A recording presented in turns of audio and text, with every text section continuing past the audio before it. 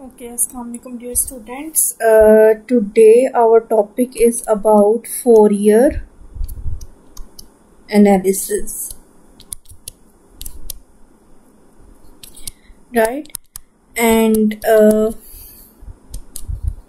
this Fourier analysis is consists of two parts. It is basically chapter number 11 from your book, and Fourier analysis has two parts. One is the Fourier series part,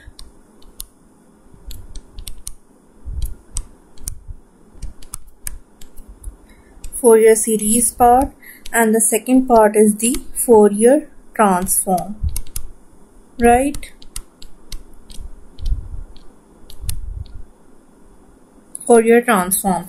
So the Fourier series जो है, अगर हम उसकी definition करें, actually अगर मैं आसान अल्फाज में बताऊं तो फोरियर सीरीज जो है वो हम किस के लिए लगाते हैं? हम पीरियोडिक फंक्शंस के लिए लगाते हैं, ठीक है। पीरियोडिक फंक्शन क्या होता है हम पहले भी बात कर चुके हैं थोड़ी सी, लेकिन आज हम जरा ज्यादा डिटेल के साथ करेंगे, ठीक है। और फोरियर ट्रांसफॉर्म हम नॉन पीरियोडिक या ए पीरियोडिक जो है फंक्शंस उनके लिए लगाते हैं, ठीक है। नॉन पीरियोडिक फंक्शंस के लिए हम फिर उसका ट्रांसफॉर्म लेते हैं। सो फोरियर सीरीज की अगर मैं बात करूं, सो फोरियर सीरीज की डेफिनेशन है, Fourier series are infinite series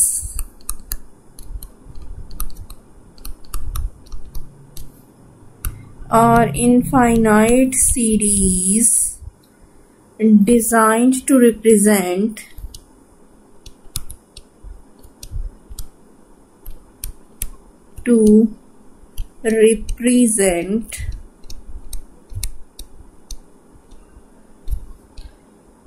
periodic functions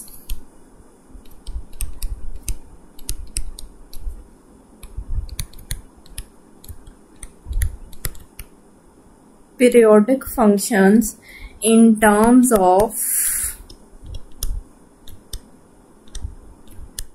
simpler ones, right? So Fourier series जो है हम पीरियोडिक फंक्शंस के लिए यूज करते हैं, और उन फंक्शंस को हम जो है वो रिप्रेजेंट करते हैं in terms of simpler functions. So इसमें हमारे पास सीरीज के अंदर हमारे पास कोफिशिएंट्स भी होते हैं, ठीक है, सीरीज के। सो उन कोफिशिएंट्स जो हैं उनको हम कहते हैं फोरियर कोफिशिएंट्स, ठीक है, और उनको हम कंप्यूट करते हैं from the Euler's formula. So Fourier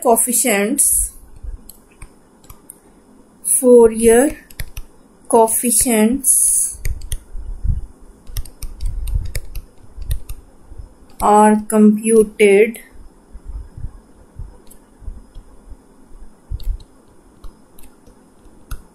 by Euler's formula, ठीक है। आइलर्स आइडेंटिटी या आइलर्स फार्मूला मैं आपको पहले करवा चुकी हूँ, ठीक है। हम इसको दोबारा भी डिस्कस करेंगे और देखेंगे कि यहाँ पे हम इसको कैसे यूज करते हैं।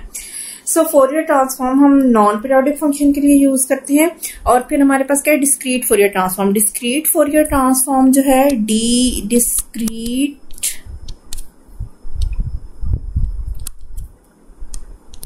Fourier transform,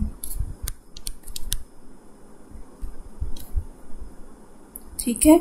so this is the DFT basically, और डीएफटी हम यूज करते हैं फॉर द डिस्क्रीट सिग्नल्स, यानी वो वाले सिग्नल जो कि डिस्क्रीट हो इन नेचर, ठीक है। उसमें हमारे पास क्या है? Discrete Fourier transform plays an important role for signals such as voice और म्यूजिक सिग्नल्स। और इसी तरह फिर हमारे पास एफएफटी है। FFT stands for fast Fourier transform. Fast Fourier transform is an algorithm to compute the DFT. So ये DFT क्या है, एफएफटी क्या है, ये जैसे जैसे हम आगे चैप्टर में मूव करेंगे वैसे वैसे हम इसको देखते जाएंगे।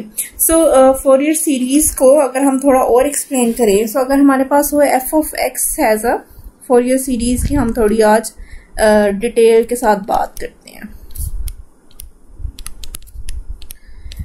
सो अगर हमारे पास हो F of x is periodic function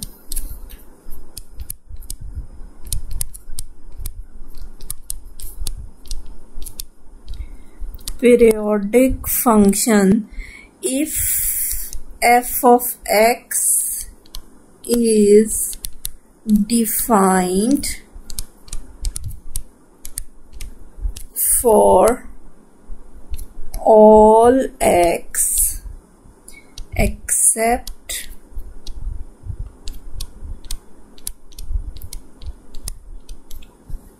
possibly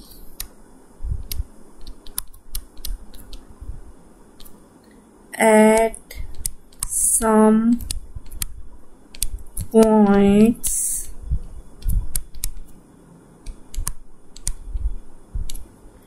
and if there is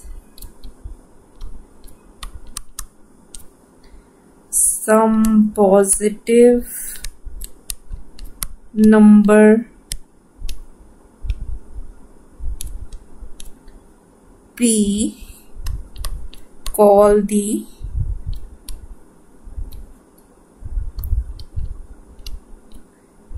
period of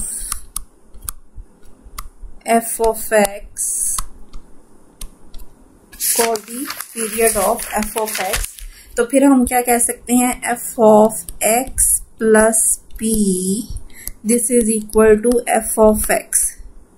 ठीक है, यानी p बेसिकली क्या है, वो पीरियड है, ये एक पीरियड है, एक स्पेसिफिक अमाउंट ऑफ टाइम है जिसके बाद हमारा ये फंक्शन अपने आप को रिपीट करेगा। जैसे कि हमारे पास पीरियोडिक फंक्शन होते हैं साइन, कोसाइन, टेंजेंट, कोटेंजेंट। ठीक है, तो ये सारे फंक्शंस क्या हैं, पीरियोडिक हैं। क्यों पीरियोडिक हैं कि साइन जो है वो 0 से 2 पाई के दरमियान में वैल्यूज चेंज करता है, लेकिन 0 से 2 पाई के दरमियान में फिर क्या होना शुरू हो जाता है, वैल्यूज रिपीट करना शुरू कर देता है। ठीक है, सो इसलिए हम कहते हैं कि 0 यानी साइन का फंक्शन क्या है, साइन फंक्शन का पीरियड क्या है 2 पाई, और 2 पाई के बाद ये अपने आप को रिपीट करेगा। ठीक है, इसी तरह अगर हम कहें कि फंक्शन जो है वो tan x, टेंजेंट x की अगर मैं बात करूं, f of x is equal to tangent x।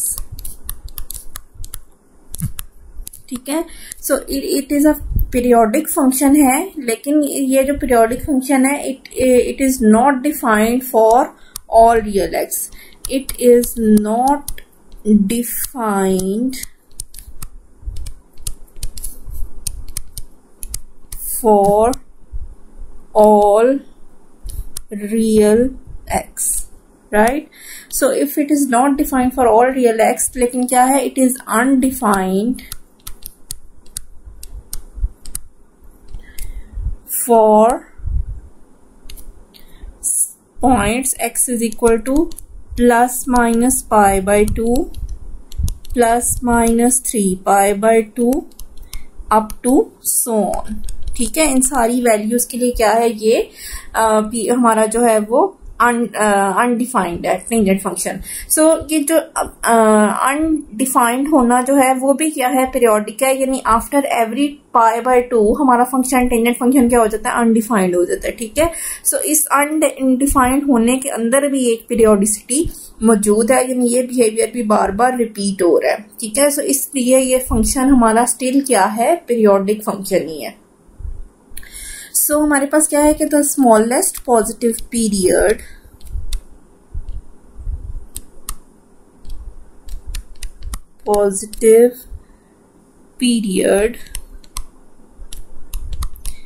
is called as the fundamental period।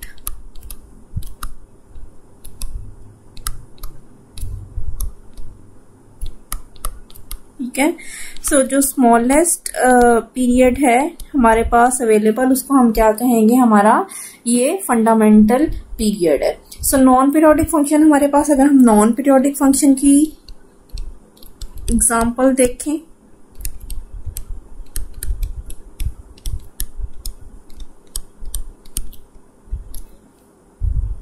Non periodic function जो है अगर हम उसकी एग्जांपल देखें तो वो क्या है, वो है x, x square, x cube, ex, log of x, up to so on, और भी बहुत सारे हैं। सो हमारे पास ये क्या है, ये सारे के सारे फंक्शंस क्या हैं, नॉन पीरियोडिक हैं, क्योंकि ये रिपीट नहीं करते अपने आप को, बल्कि ये क्या है, एक्स क्या है, एक लीनियर वैल्यू इंक्रीज करेगा। एक्स स्क्वायर क्या है,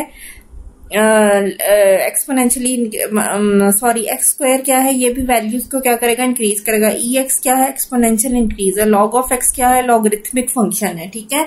सो ये सारे अपने आप को रिपीट नहीं करते किसी भी पीरियड के बाद, किसी भी स्पेसिफिक अमाउंट ऑफ टाइम के बाद ये अपने आप को रिपीट नहीं करते। So these functions are non periodic functions.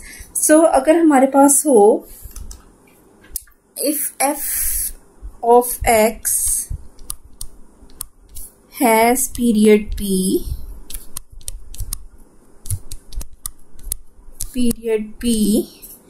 it also has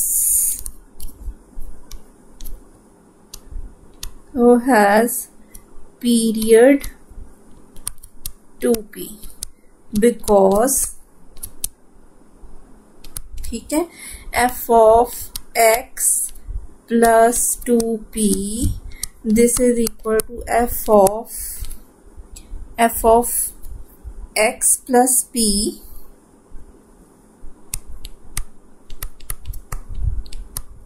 plus p, ऐसे लिख सकते हैं ना इसको, ठीक है। सो f of x plus p जो है किसके इक्वल आ जाएगा, f of x plus p के, ठीक है।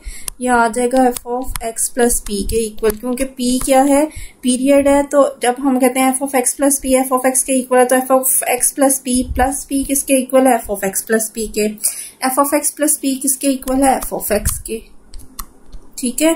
So in other words f of x plus 2p की देखिए हमने, तो अगर हम यहाँ पे कहते हैं np, तो this is equal to, this will always be equal to f of x, ठीक है, where n is equal to 1 2 3 up to so on, ठीक है। n की कोई भी वैल्यू हो सकती है।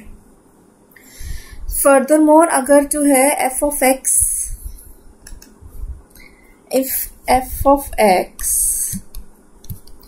and g of x has period p,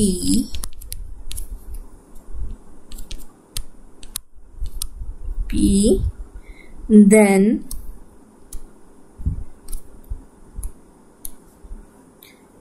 a f of x plus b g of x, all with any constants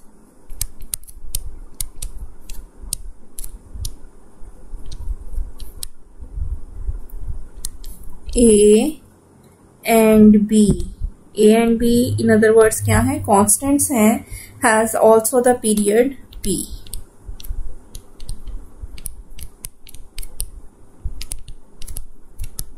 right.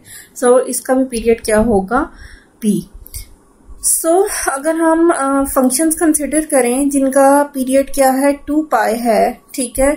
सो वो वाले फंक्शंस कौन कौन से हैं जिनका पीरियड 2 पाई है, functions with period 2 pi, period 2 pi, right? So it is 1 cos of x, sine of x, sine of 2x, cos of 2x, cos of nx, cos of nx और sin of nx, right. सो हमारे पास क्या है, बहुत सारे क्या है। अब क्या है, इसमें से जो 1 है वो क्या है, वो इसमें से जो 1 है, 1 इज पीरियोडिक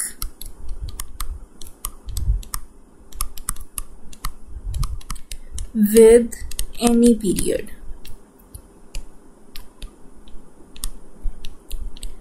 ठीक है। 1 is periodic with any period y, because हम 1 के अंदर कुछ भी ऐड कर लें उसकी वैल्यू क्या रहेगी, 1 ही रहेगी ना, यानी 1 फंक्शन 1 है अगर तो वो एक कांस्टेंट फंक्शन है तो वो 1 ही रहेगा फॉर ऑल टाइम। ठीक है, सो वो क्या है, वो एक पीरियोडिक फंक्शन है विद एनी पीरियड। ठीक है, सो हम यहाँ पे अगर मैं साइन की एग्जांपल लूं, ठीक है, सो साइन क्या है, मैं कहूँ कि साइन ऑफ एक्स मुझे ड्रॉ करना है। ठीक है, सो साइन ऑफ एक्स क्या जगह, यहाँ पे 0 है, ये पाए है और ये क्या है 2 पाए है अगर मेरे पास, तो साइन क्या होगा 0 से पाए और पाए से 2 पाए। ठीक है, इसी तरह हो अगर साइन ऑफ 2x, तो आ जाएगा 0 पाए 2 पाए। ठीक है, तो हमारे पास आ जाएगा 0 से पाए के दरमियान में 2 वेव्स आएंगी।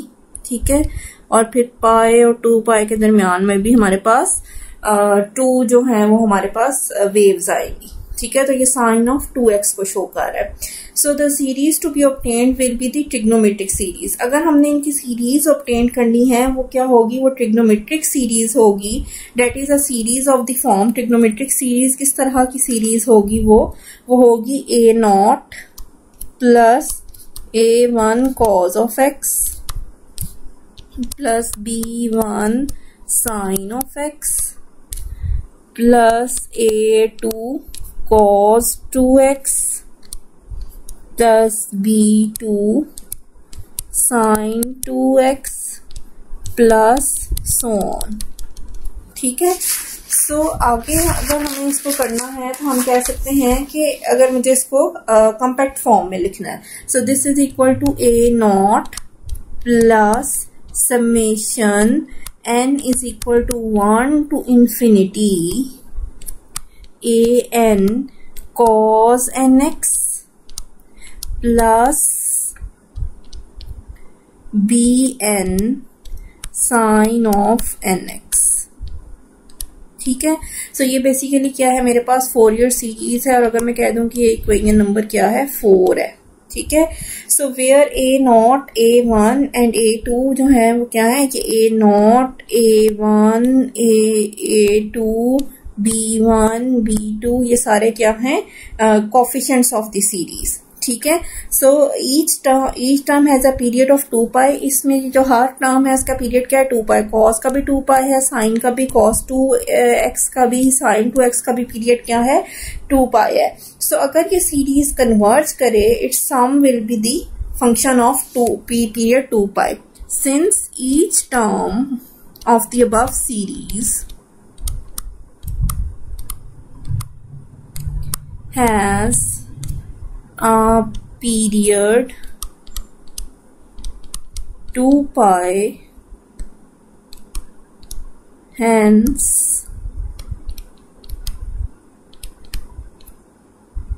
if series converges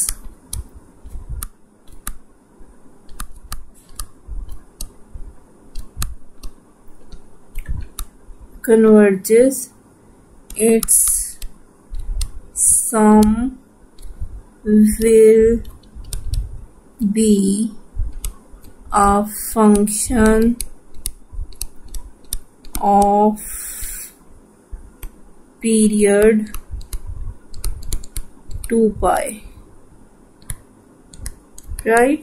सो हम यहाँ से लिख सकते हैं कि f ऑफ x किसके इक्वल आ जाएगा, फिर हमारा अगर हमारा कन्वर्ज हो गई है सीरीज 2 पाई के ऊपर तो हमारा f of x this is equal to a0 plus summation n is equal to 1 to infinity an cos of nx plus bn sine of nx। ठीक है, अगर हमारा फंक्शन जो है वो कन्वर्ज कर गया है पीरियड 2 पाई के ऊपर और हमारी सीरीज की सारी टर्म्स भी क्या हैं 2 पाई के पीरियड के साथ है, तो फिर ये हमारे पास क्या है, ये हमारी इक्वेशन नंबर 5 है। और इस इक्वेशन नंबर 5 को हम क्या कहते हैं, this is basically called the Fourier series of x. इस इक्वेशन को कहते हैं, ये क्या है, फोरियर सीरीज है हमारे पास।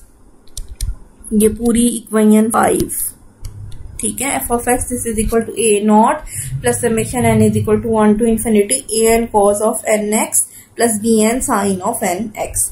तो अगर हमने इसके कोफिशिएंट्स निकालने हैं, ये ए not, a1, b1, a2, b2, तो उसके लिए हमारे पास क्या है, the coefficients of 5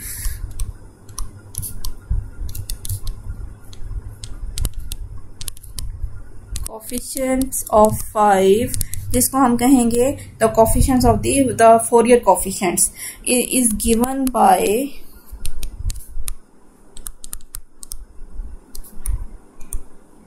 Euler's formula,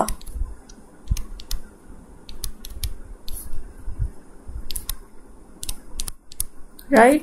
So Euler's formula ये कहता है a not this is equal to 1/2 pi integration is from -pi to pi f of x dx. Similarly an this is equal to 1/pi integration is from -pi to pi f of x cos nx dx. Bn this is equal to 1/pi integration is from -pi to pi f of x sin nx dx, right? So this is our where n यहाँ पे क्या है, n is equal to 1 2 up to so on, ठीक है। सो ये हमारे पास क्या है, इससे इन इक्वेशन से हम क्या कर सकते हैं, हम कोफिशिएंट्स फाइंड कर सकते हैं of the Euler's formula.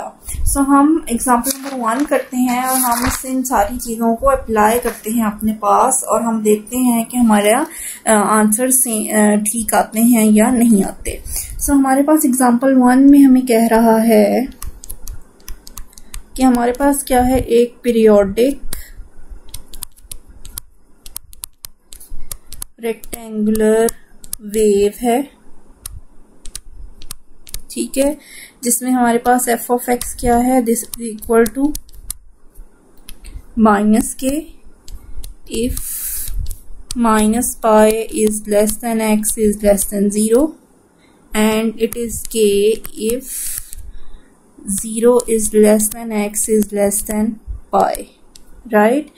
And f of x plus 2 pi is equal to f of x. So ये in other words मैथमेटिकली आपको ये बताया गया है कि हमारा फंक्शन क्या है, पीरियोडिक फंक्शन है। So हम सबसे पहले a नॉट फाइंड करते हैं, coefficient a not Fourier series का 1/2 pi integration is from -pi to pi f of x dx. This is equal to 1/2 pi integration is from -pi to 0 f of x dx, ठीक है।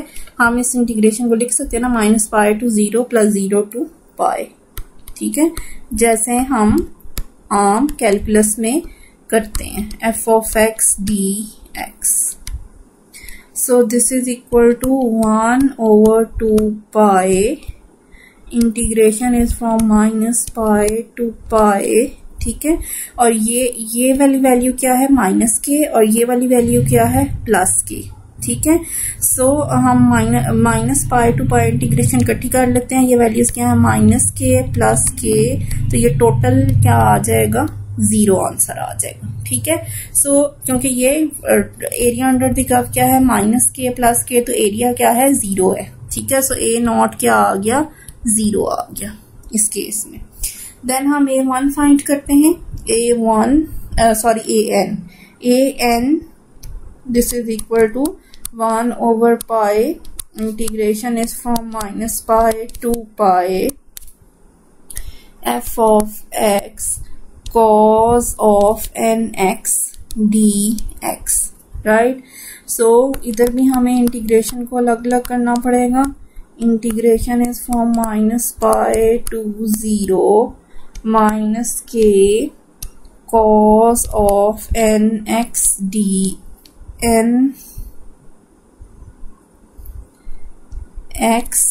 dx plus integration is from 0 to pi k cos of nx dx, right?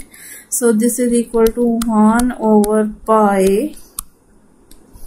So यहाँ पे क्या आ जाएगा, minus के constant है, इसको हम बाय लिख सकते हैं. Integration of cos of n x जो है उसकी इंटीग्रेशन क्या आ जाएगी, sine of n x over n. ठीक है, तो हमारे पास आ गया माइनस के sine of n x over n. Integration is from -pi to 0 plus के sine of n x over n.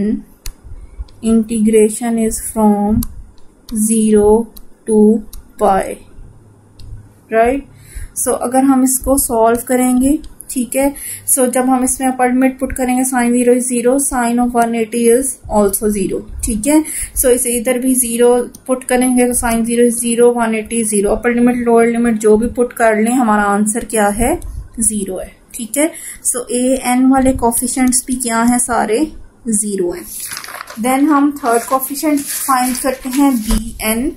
ठीक है, सो बी एन जो है this is equal to 1 over pi.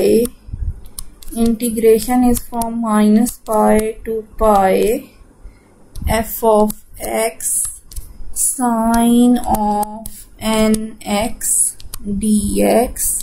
So this is equal to 1 over pi.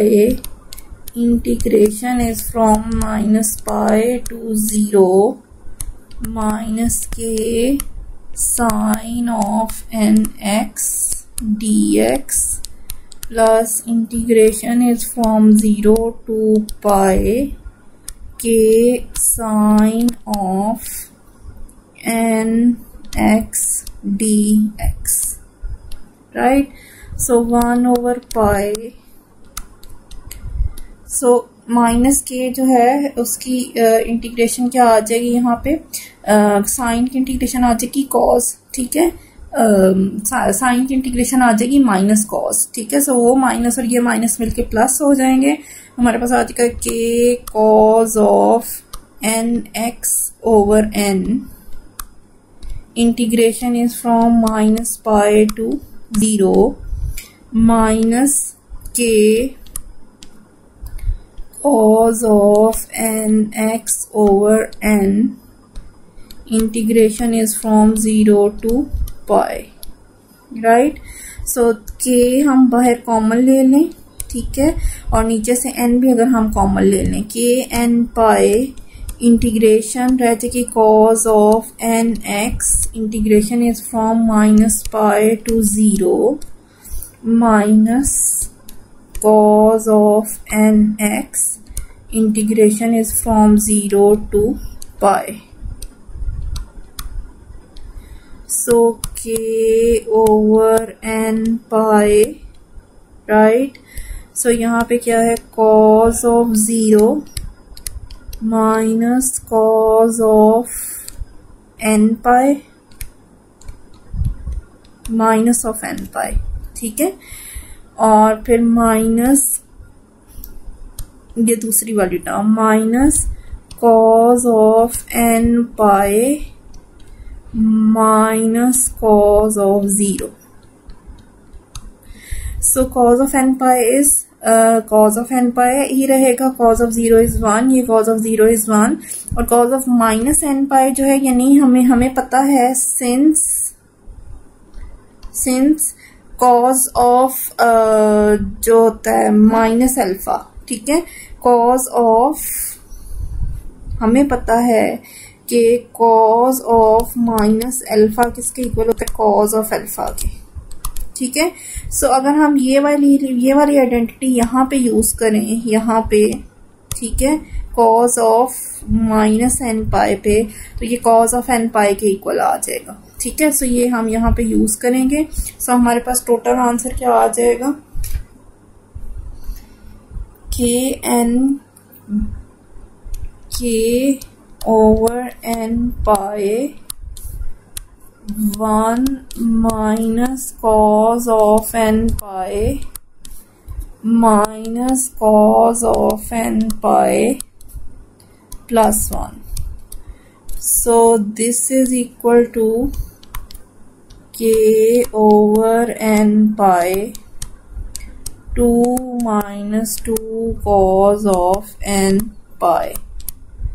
So this is equal to 2k over n pi 1 minus cos of n pi, right? So now cos of pi equal है -1 के, cos of 2 pi किसके equal है 1 के, cos of 3 pi किसके equal है -1 के। ठीक है, सो इन जनरल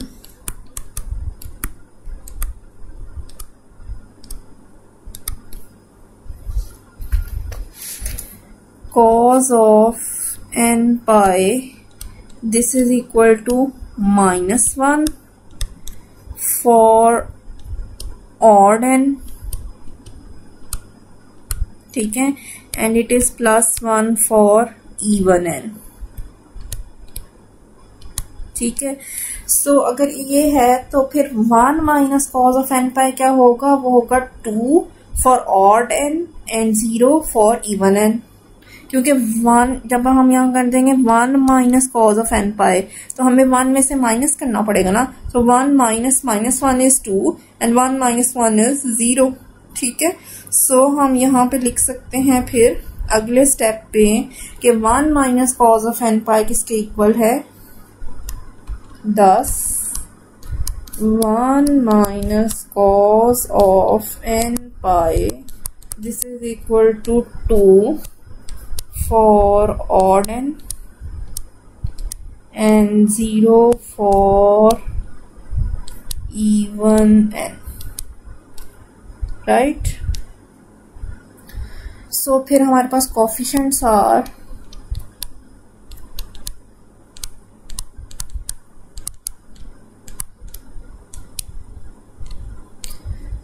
b1 क्या है 4k over pi, b2 क्या है 0, b3 क्या है 4k over 3 pi, b4 क्या है 0, ठीक है, एंड b5 जो है वो क्या है 4k over 5 pi up to so on. ठीक है, तो इधर से हमें पता चल गया कि जो इवन टर्म्स हैं वो क्या हैं 0 हैं। Since a n is equal to 0, अब हमारे पास क्या था ए एन भी 0 था, ए नॉट भी 0 था, तो हमारे पास जो फोरियर सीरीज थी एफ एक्स वो रह गई सिर्फ हमारे पास था वो formula a not plus summation n is equal to 1 to infinity a n cos of n pi nx plus b n sin of nx। ठीक है, ये वाली टर्म भी 0 है, ये वाली टर्म भी 0 है, ये हम कैलकुलेट कर चुके हैं। सो हमारे पास जो सीरीज रह गई वो रह गई 4k over pi sin of x plus 1/3 sin 3x plus 1/5 sin of 5x plus so on, right? So ये हमारे पास क्या आ गई इस हमारे फंक्शन की Fourier series. I hope it clarifies के अब हमें फोरियर सीरीज जो है किसी भी फंक्शन की वो हमें निकालना आ गई। सो इसके पार्शियल सम्स क्या होंगे? पार्शियल सम क्या होगा अगर हमने S1 फर्स्ट सम निकालना है तो वो ये होगा कि 4k pi over sine n x। Partial sum 2 क्या होगा? 4k over pi sine of x plus 1/3 sine 3x। Sum 3 क्या होगा? ये तीनों टर्म्स और सम 4 एटसेट्रा। तो हाँ, अगर मैं लिखूं पार्शियल सम्स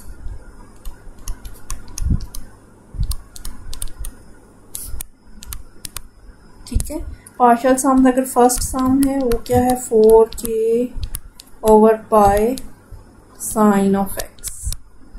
ठीक है, इसी तरह S2 क्या है? 4k over pi sine of x plus 1/3 sine of 3x और अप टू सो ऑन। ये सारे जो हैं वो आप लिख सकते हैं अपने पास।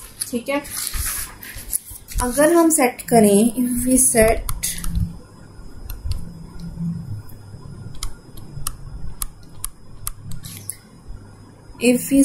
x is equal to pi by 2, then f of pi by 2 this is equal to 4k over pi 1 minus 1/3 plus 1/5 minus plus so on, right? So 1 minus 1/3 plus 1/5 minus 1/7 plus minus so on, this is equal to pi by 4, right? So and this is our ये तो हमारा उस question से अलग था portion. ठीक है, वो एग्जाम्पल 1 यहाँ तक हमारे पास कंप्लीट हो गई थी। So I hope it clarifies. हम थ्योरम 1 करते हैं discuss. Theorem 1 says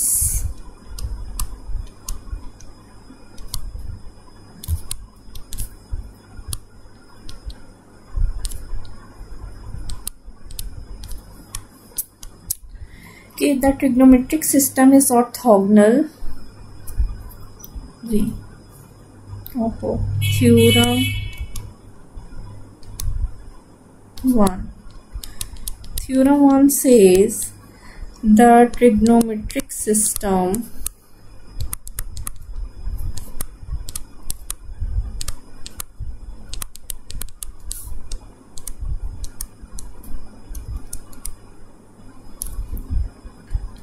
is orthogonal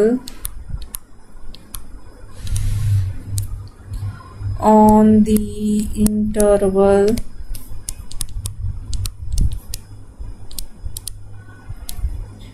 minus pi is less than x is less than pi, hence also on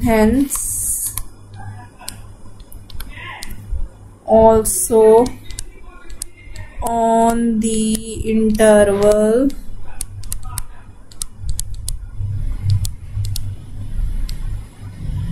0 is less than x is less than 2 pi or any other interval of the length 2 pi because of the periodicity, right?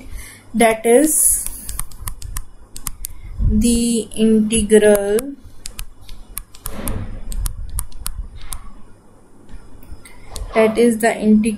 of the product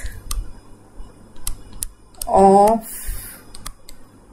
any two functions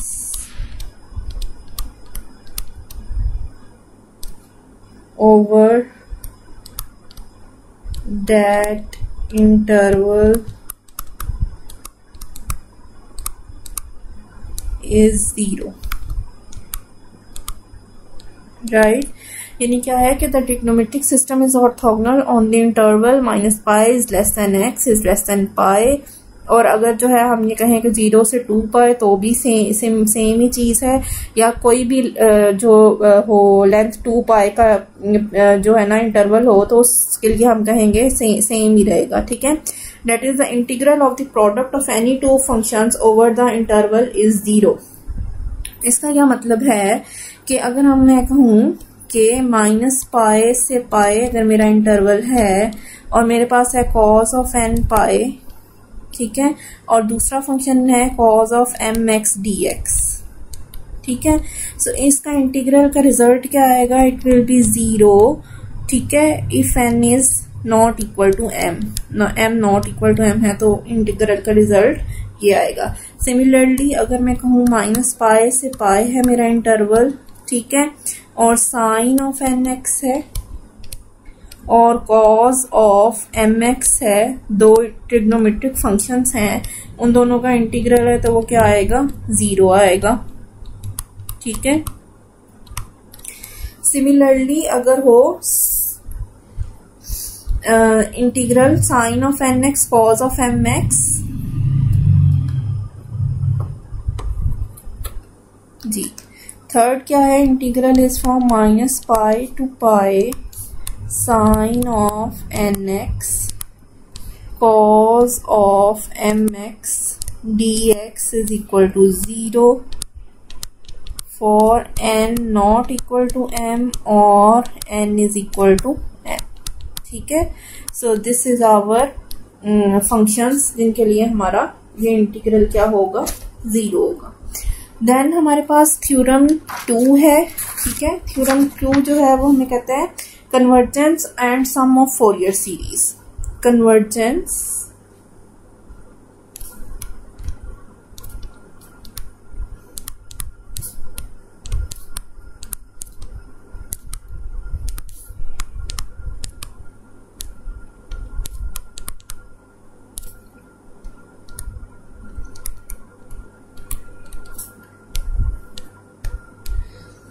let f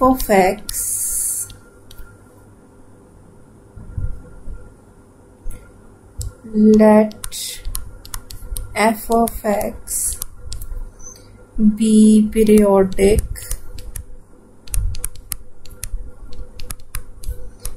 with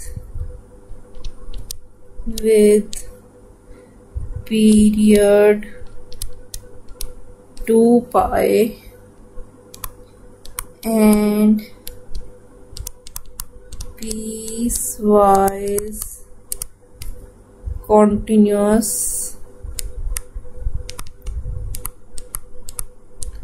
in the interval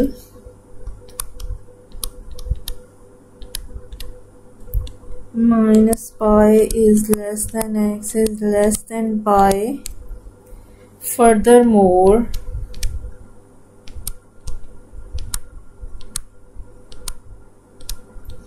let f of x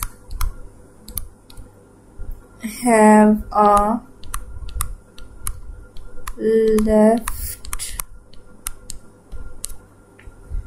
hand and right hand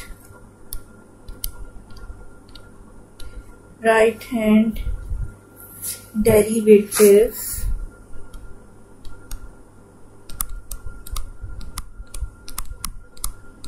at each point of that interval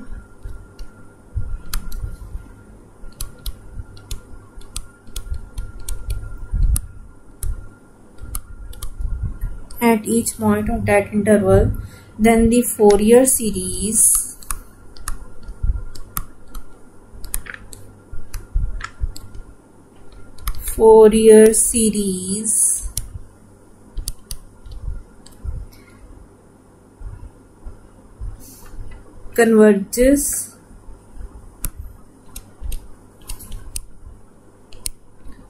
converges its sum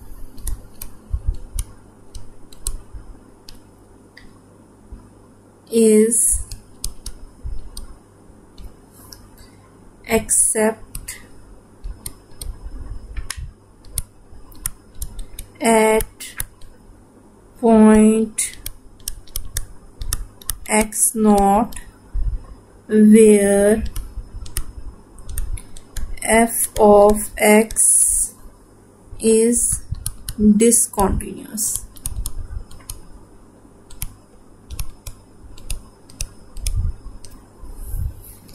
There the sum of the series is the average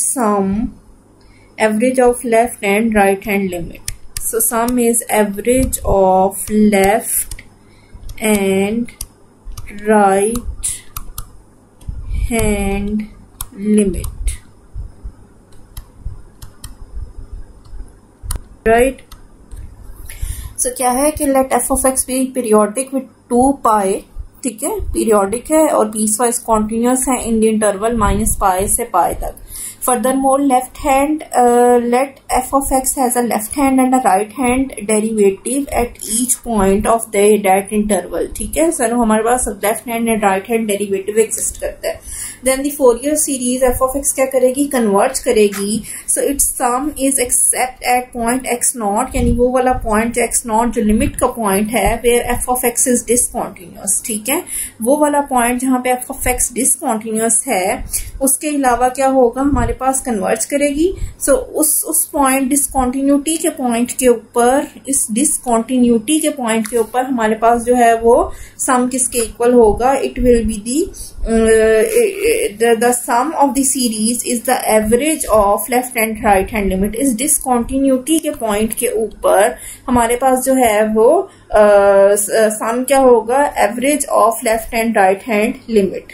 ठीक है, eight x not. सो हम क्या कहते हैं, हम example 2 देखते हैं. Example 2 basically कुछ भी नहीं है, ये थोड़ा थ्योरेटिकल एग्जाम्पल है. जो एग्जाम्पल 1 हमने की थी उसी से रिलेटेड है. वो कहता है कि the rectangular wave has a jump at x is equal to 0. ठीक है, एक्स इज इक्वल टू 0 पर जंप है. If the left hand limit क्या है, left hand limit is -k and the right hand limit is k. ठीक है, जो कि हमें वहां पे गिवन थी, स्मॉल k थे. Hence the average of these limits is 0. इन दोनों लिमिट्स की एवरेज क्या है, 0 है.